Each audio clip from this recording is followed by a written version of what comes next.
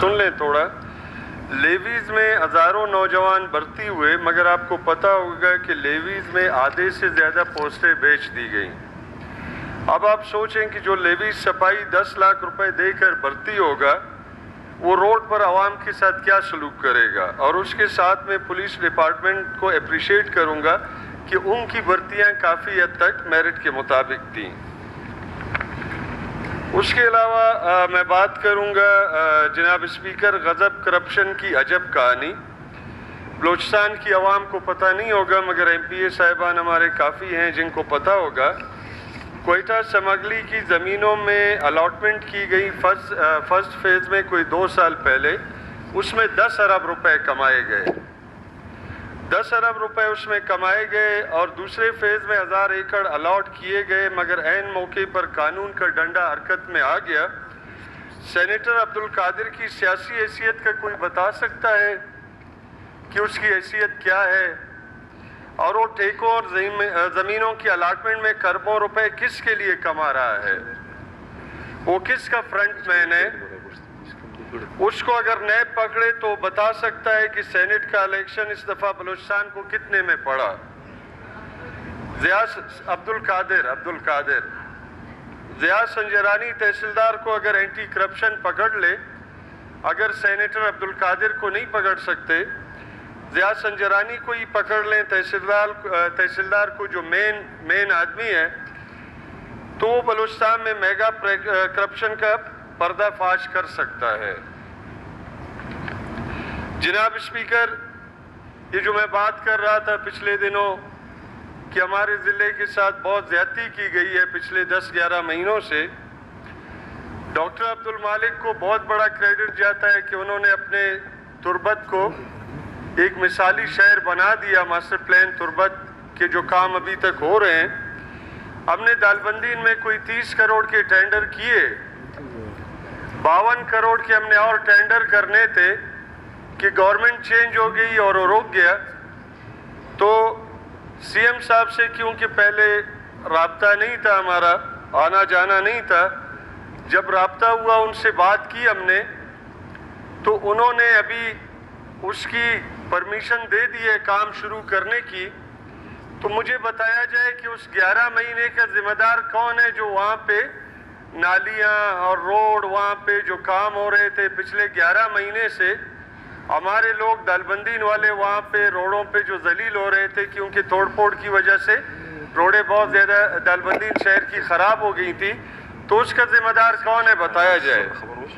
اس کے بعد انہوں نے دالبندین میں جو آفیسر لگائے، ابھی بھی ہم سے پوچھتے ہیں کہ جی آپ بتائیں کہ آپ نے 22 ارب روپے کے کام کیے، 22 ارب روپے کے کام کدھر ہیں؟ 22 ارب کے ہیں یا 25 ارب کے ہیں یا 18 ارب کے ہیں؟ میں نے آج تک حساب نہیں کیا، مگر جتنے بھی ارب کے ہیں جلدی ہم ان کا کتابچہ نکالیں گے، بتائیں گے کہ ہم نے کیا کام کیا ہے. تو وہ دوسرے والے اپنا بتائیں کہ جی وہ فیڈرل پاک پی ڈبلیو ڈی کے تھرو انہوں نے جو کام کیے ہیں، پاک پی ڈبلیو ڈی نے یا باقی فیڈرل ڈپارٹمنٹ سے ہمارے ڈپارٹمنٹ کے تھرو انہوں نے جو کام کیے ان کا کیا ہوا؟ ان کا تو آج تک پتہ ہی نہیں چلا کہ وہاں پہ کام ہوئے ہیں. سینکڑوں وہاں پہ ٹیوب ویل لگائے گئے مگر کچھ نہیں پتا کہ کہاں پہ لگائے گئے ہیں. دالبندین واٹر سپلائی اسکیم، کیونکہ دالبندین شہر میں پانی نہیں ہے جناب speaker, Dalbandin water supply scheme کا ایک بہت بڑا پروجیکٹ ہم نے شروع کیا تھا، وہ بھی انہوں نے بند کروا دیا. حالانکہ دالبندین شہر کے لیے ہم کر رہے تھے. ابھی سی ایم صاحب سے بات ہوئی، ابھی انہوں نے کھول دیے، ابھی انہوں نے شروع کروا دیے کام ہمارے.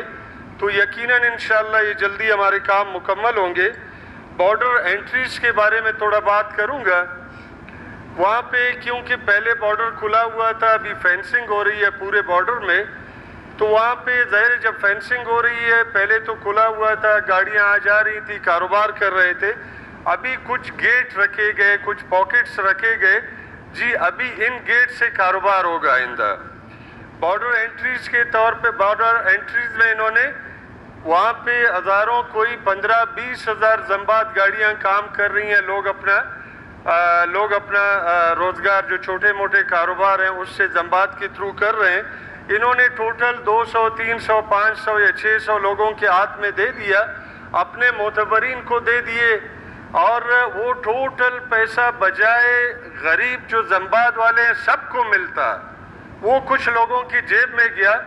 ان جو پہلے جو لیویز کی یا چپڑاسی کی نوکری ڈھونڈتے تھے ان کو وہ لوگ کروڑ پتی بن گئے، اور کوئٹہ میں بڑے بڑے بنگلے کوئٹہ اور زاہدان میں انہوں نے بنا لیے ہیں۔ اس کے علاوہ آپ کی توجہ مبذول کرواؤں گا تفتان بازارچہ کی طرف۔ تفتان بازارچہ ایک جگہ ہے جہاں پہ پہلے وہاں پہ اوپن کاروبار ہو رہا تھا، کوئی 10,000 وہاں پہ کلی اور لیبر کے طور پہ لوگ کام کر رہے تھے۔ پچھلے 2 سال سے ڈیولپمنٹ اسکیم کے طور پر کہ جی ہم وہاں پہ کام کر رہے ہیں، اس کو فیڈرل گورنمنٹ نے اور صوبائی حکومت نے بند کر دیا۔ شاید کسٹم نے، صوبائی حکومت کا اتنا عمل دخل نہیں ہے، فیڈرل گورنمنٹ نے اس کو بند کر دیا۔